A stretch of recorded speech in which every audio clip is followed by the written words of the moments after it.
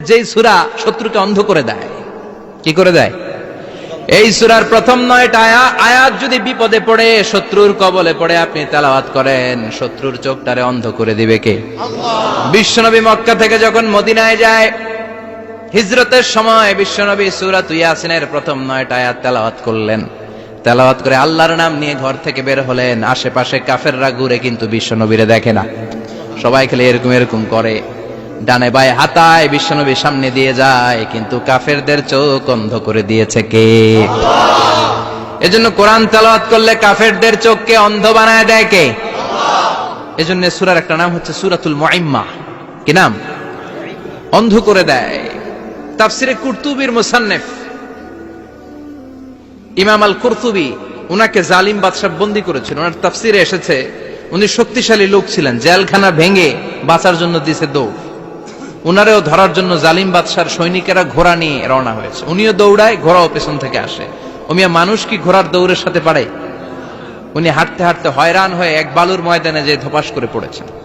ওরাও ঘোড়া দিয়ে এসে নেমেছে, কিন্তু আজীব তামাশা, উনি বালুতে ধপাস করে পড়েই সূরা ইয়াসিনের প্রথম 9 আয়াত তেলাওয়াত করতে শুরু করেছেন। ওরা নিচে নেমে ডানে বায়ে সামনে পিছনে খালি খুঁজে, কিন্তু দেখে না, সামনেই কিন্তু বসা। ওদের চোখটার অন্ধ করে দিছে কে? আল্লাহ। বিশ্বাস হয়? ঈমান হয়? এজন্য বিপদে পড়লে সূরা ইয়াসিনের প্রথম 9 আয়াত পড়তে রাজি আছেন? আল্লাহ তুমি তৌফিক দাও। আর জোরে পড়েন আমিন। এজন্য আল্লাহ চমৎকার ভাবে এই সূরাটা শুরু করে দিলেন। 2টা কাটা অক্ষর দিয়ে আল্লাহ বললেন ইয়াসিন ওয়াল কুরআনিল হাকীম ইন্নাকা লামিনাল মুরসালিন আলা সিরাতিম মুস্তাকিম। পড়েন সুবহানাল্লাহ। ইয়াসিন সূরাটা শুরু করলেন কি দিয়ে? এটা কি কোনো বাক্য? এটা কি কোনো শব্দ? এটা কি অক্ষর? 2টা। প্রথম অক্ষরের নাম, দ্বিতীয়টা আওয়াজ করে বলেন, প্রথম অক্ষরটার নাম, দ্বিতীয়টা। খুব চমৎকার না? বাক্য দিয়ে এই সূরাটা শুরু করে নাই। যেমন ইযা জুলজিলাতিল আরদু জিলজালাহা, এই সূরার প্রথম আয়াত, এটা একটা বাক্য না? আচ্ছা। ওয়াদ-দুহা ওয়াল-লাইলি ইযা সাজা, বাক্য না? কিন্তু ইয়াসিন, এটা কি কোনো বাক্য? এটা কি কোনো শব্দ? না, এটা কাটা 2টা অক্ষর। সুবহানাল্লাহ পড়েন। আল্লাহ 114টা সূরার প্রায় 29টা সূরা এরকম কাটা কাটা অক্ষর দিয়ে শুরু করেছেন। সুবহানাল্লাহ নাই?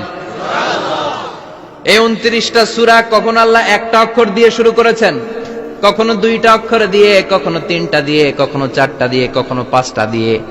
একটা অক্ষর দিয়ে আল্লাহ কোরআনের সূরা শুরু করেছেন। এরকম একটা সূরা বলেন, নুন ওয়াল কলামি ওয়া মা ইয়াসতুরুন। নুন, নুন দিয়ে সূরা শুরু হয়ে গেছে। তারপরে কফ, এক অক্ষর দিয়ে সূরা শুরু হয়ে গেছে। সুবহানাল্লাহ পড়েন। সুবহানাল্লাহ। এবার বলেন 2 অক্ষর দিয়ে সূরা শুরু হয়েছে, এরকম সূরা বলেন। এত দূরে যান কেন? এটা আছে না নাই? ইয়াসিন। সুবহানাল্লাহ পড়েন। ইয়াসিন 2 অক্ষর দিয়ে। তারপরে হামিম। এবার 3 অক্ষর দিয়ে আল্লাহ সূরা শুরু করছেন, এরকম আলিফ লাম তা সিন মিম। আল্লাহু আকবার। আবার 4টা অক্ষর দিয়ে সূরা শুরু হয়েছে, এরকম আছে না নাই? আবেশরাব কোন?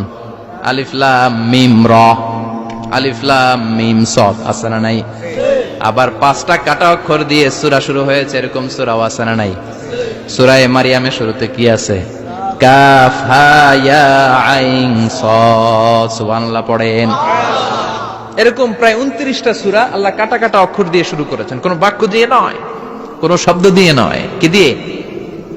হারফ দিয়ে। হারফ, এই হারফগুলোরে বলে হুরুফ আত-তাহাজ্জি বা হুরুফ আল-মুকাত্তাআত, কাটা কাটা অক্ষর। মনে রাখবেন কোরআনের আয়াতগুলো 2 ভাগে বিভক্ত, একটা মুহকাম, একটা মুতাশাবিহ। মুহকাম মানে যেগুলোর অর্থ আমরা জানি, যেগুলোর ব্যাখ্যা আমরা জানি, যেটা ইন্টারপ্রিটেশন, এক্সপ্লেনেশন আমাদের জানা আছে। আর মুতাশাবিহ আমরা অর্থ জানি না, আমরা ব্যাখ্যা জানি না, এটা দিয়ে আসলে কি বুঝাইছে আমরা কেউ জানে না। জানে একজন, চিল্লায় বলেন তিনি কে? আল্লাহ বলেন ওয়া ইন কুনতুম ফি রাইবিম মিম্মা মিম্মা নাযালনা আলা আবদিনা ফাআতু বিসূরাতিম মিন মিসলিহি ওয়াদউ শুহাদাআকুম মিন দুনিল্লাহি ইন কুনতুম সাদিকিন। আল্লাহ বললেন, ও জাহেলি যুগের লোকেরা, শোনো শোনো, এত আরবি কবিতা বানাতে পারো, এত গল্প লিখতে পারো, আরবিতে এত নোবেল বানাতে পারো, উপন্যাস বানাতে পারো, আর্টিকেল লিখতে পারো, আমার নবীর উপর যে কোরআন আমি নাজিল করেছি এই কোরআনের ব্যাপারে অন্তরে যদি কোনো সন্দেহ থাকে, বাপের বেটা হলে পারলে কোরআনের মতো একটা সূরা বানিয়ে নিয়ে আসো। পারছে? কিয়ামত পর্যন্ত কেউ পারবে? বিশ্বনবী যেই জামানাতে এসেছিলেন ওই জামানায় আরবি ভাষা সাহিত্যের উৎকর্ষতা সাধিত হয়েছিল। আরবি ভাষার এতটা উৎকর্ষ পৃথিবী কখনো দেখে নাই। কবিতা, গদ্য, পদ্য, গল্প, উপন্যাস, রচনা, প্রবন্ধ, আর্টিকেলের শয়লাভ। এই ভাষা সাহিত্যিকদের চোখে আঙ্গুল দিয়ে আল্লাহ বুঝাতে চাইলেন, এত অর্থ করতে পারো, এত ব্যাখ্যা জানো, এত বড় বড় বুলিয়া ওড়াও, এত কিছু তুমি জানো, তাহলে বলো ইয়াসিন অর্থ কি?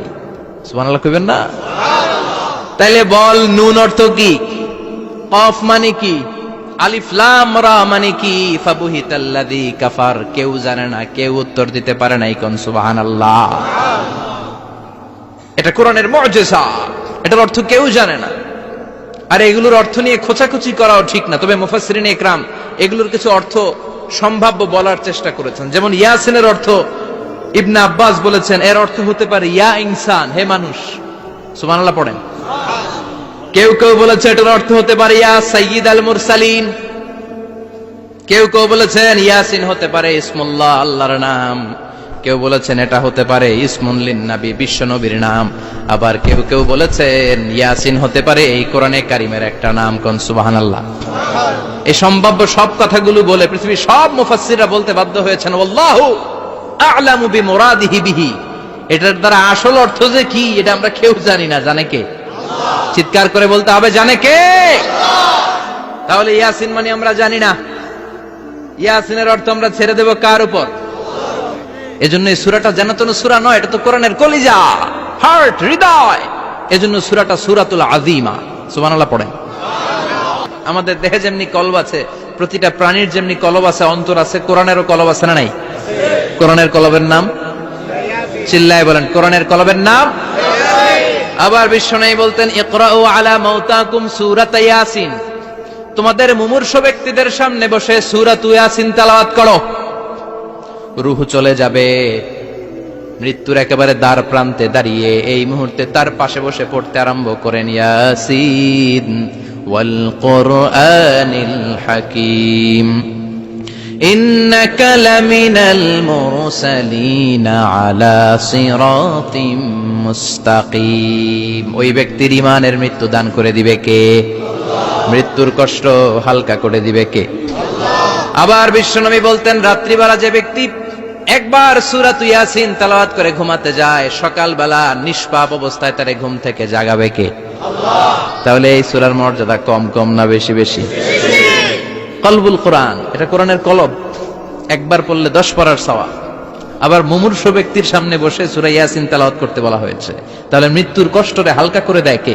আল্লাহ। আবার রাত্রিবেলা সূরা ইয়াসিন তেলাওয়াত করলে সকালবেলায় নিষ্পাপ বানায় দেয় কে? আল্লাহ। মনে থাকবে? কোরআনের কলবের নাম কি?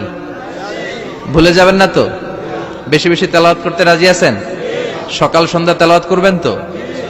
সূরা ইয়াসিন ছাড়াও এই সূরার অনেকগুলো নাম তাফসীর গ্রন্থে পাওয়া যায়। এই সূরার একটা নাম হচ্ছে সূরাতুল কাদিয়া। সূরাতুল তাকদি হাজাতা কারিইহা। যে এই সূরা তেলাওয়াত করে ওই তেলাওয়াতকারীর যে হাজত আছে, প্রয়োজন আছে, এই সূরার বরকতে আল্লাহ তার প্রয়োজন পূরণ করে দেয়। আমাদের জীবনে প্রয়োজন আছে না নাই? কার কাছে চাইবো? বিপদে পড়লে কারে বলবো? আমরা বিপদে পড়লে প্রথমে শেয়ার দেই ফেসবুকে। কোথায় শেয়ার? আগে শেয়ার দিব কার কাছে? মনে থাকবে? বিপদে পড়লে ফেসবুকে শেয়ার দিব না, বন্ধুরে শেয়ার করব না, বউয়ের কাছেও পরে শেয়ার করব, আগে শেয়ার করব কার কাছে? মনে থাকবে? এজন্য বিশ্বনবী বলতেন এই সূরার নাম সূরাতুল কাদিয়া। মানুষের হাজত পূরণ করে দেয়। এই সূরা তেলাওয়াত করে যদি আপনি আল্লাহর কাছে কোনো বিপদ থেকে পানা চান অথবা কোনো প্রয়োজন নিয়ে দোয়া করেন, সূরার বরকতে প্রয়োজনটা পূর্ণ করে দেয় কে? আল্লাহ। কেউ যেটা পারে না, পারে কে? আল্লাহ। কেউ যেটা দেয় না দেয় কে? কেউ যেটা শোনে না শোনে কে? তাহলে পেলাম সূরাতুল কাদিয়া। আরেকটা নাম আছে সূরার, সেটা হচ্ছে সূরাতুল আযীমা, সুমহান সূরা। কি সূরা? সুমহান, আযীমা। এই আযীম আর আযীমা এই শব্দ দুইটা অনেক দামি, আল্লাহ যে কোনো জায়গায় ব্যবহার করেন নাই। বিশ্বনবীর চরিত্রের উপমা দিতে যে আল্লাহ আযীম শব্দ বলেছেন, তাই না? রব্বুল আলামিন বলেন, ওয়া ইন্নাকা লাআলা খুলুকিন আযীম। ও নবী, সাধারণ কোন চরিত্র আপনারে আমি দেই নাই, আপনারে আমি দিয়েছি আযীম একটা চরিত্র, খুলুকুন আযীম। And verily indeed you are on a very good standard of character. অসাধারণ চরিত্র দিয়েছি। বিশ্বনবীর চরিত্র বুঝাতে যে আল্লাহ কি শব্দ ব্যবহার করেছেন? কথা বলে না। তাফসীর শিখে যেতে হবে। কোন শব্দ ব্যবহার করেছেন? আযীম। আবার আল্লাহ নিজের পরিচয় দিতে যে আযীম বলেছেন, ওয়ালা ইয়াউদুহু হিফযুহুমা ওয়া হুয়াল আলিয়্যুল আযীম। সুবহানাল্লাহ। আকাশ জমিনের নিয়ন্ত্রণ করতে যে আল্লাহ কখনো ক্লান্ত হয় নাকি? কারণ তিনি হচ্ছেন আল আলিয়্যুল আযীম। আল্লাহু আকবার। তার মানে নবীর চরিত্রের ক্ষেত্রে আযীম, আল্লাহর নিজের সত্তার ক্ষেত্রে আল্লাহ বললেন আযীম। আবার বললেন কিয়ামতের দিন গোটা পৃথিবীটারে আমি নাড়িয়ে দেব, গোটা পৃথিবীতে একটা আমি ভূমিকম্প দিব। এই কথাও কোরআনে আছে না নাই? ইযা জুলজিলাতিল আরদু জিলজালাহা আল কারিয়াতু মাল কারিয়া। পুরো পৃথিবী কাঁপিয়ে দিব। এই কাঁপাকাঁপিটা, ওই দিনের ভূমিকম্পটা কি অন্যান্য সময়ের ভূমিকম্পের মতো হবে? এই ভূমিকম্পকে আল্লাহ বলেছেন আযীম। ইন্না জালজালাতাস সাআতি লা শাইউন আযীম। সেদিনের ভূমিকম্প সাধারণ কোন আর্থকোয়েক নয়, সাধারণ ভাইব্রেশন না, এটা আযীম।